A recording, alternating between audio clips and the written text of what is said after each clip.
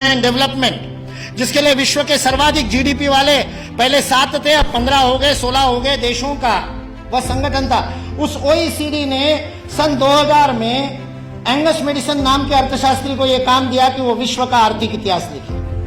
और चूंकि उनकी गणना, उनकी हिस्ट्री 0 ईस्वी से शुरू होती है, तो एंगस मेडिसन को भी काम दिया 0 ईस्वी से 2000 ईस्वी तक 2000 वर्ष का आर्थिक इतिहास लिख दीजिए। उस पुस्तक का नाम है economic history of the world millennial perspective by Angus medicine.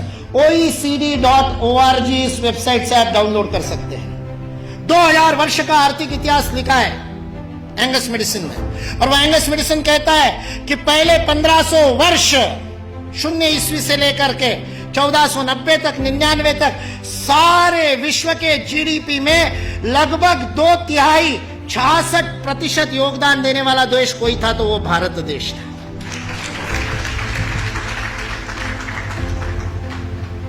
मैं सोच रहा था, इतिहास का मैं विद्यार्थी हूं, आपके जैसा इतना अध्ययन तो नहीं किया, लेकिन मैं सोच रहा था ये 1500 से क्या संबंध है, तो पता चला वास्को दी गामा 1498 में आया था। और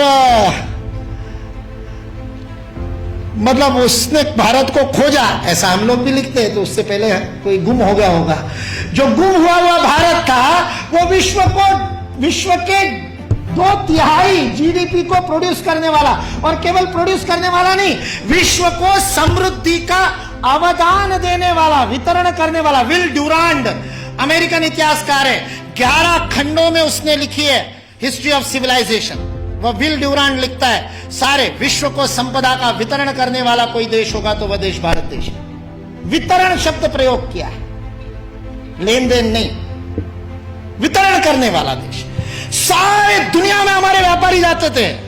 वो वास्को दी गामा को भी हमारे ये गुजरात का व्यापारी, वास्को दी गामा ने अपनी डायरी में लिखा है, वो गुजरात का व्यापारी पानी के जहाज लेकर के उसको मिला साउथ अफ्रीका में, उसको तो भारत मिला नहीं था।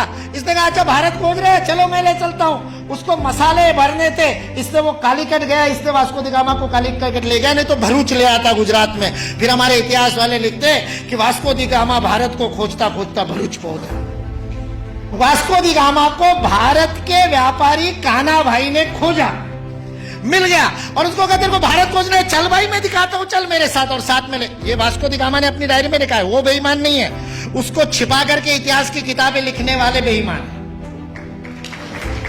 वास्को दी गामा की डायरी का उद्धरण दिए बिना हमारे को गलत इतिहास पढ़ाने वाले बेईमान है। वास्को दी गामा ने तो ईमानदारी से लिखा है, उसने ये भी लिखा है कि उस कान्हा भाई के जहाज मेरे जहाजों से कई गुना अधिक प्रगत थे।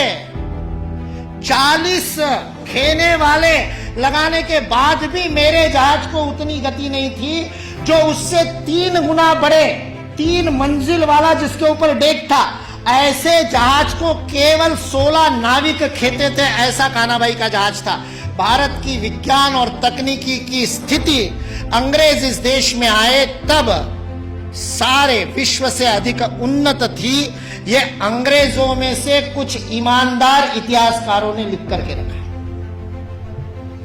इसलिए जो इस गलतफहमी में है कि अंग्रेज इस देश में नहीं आते तो भारत में तो कोई विज्ञान ही नहीं होता, वो इस बात को समझ ले कि अंग्रेज इस देश में नहीं आते तो केवल भारत का ही नहीं, विश्व का विज्ञान आज है उससे अधिक प्रगत हो।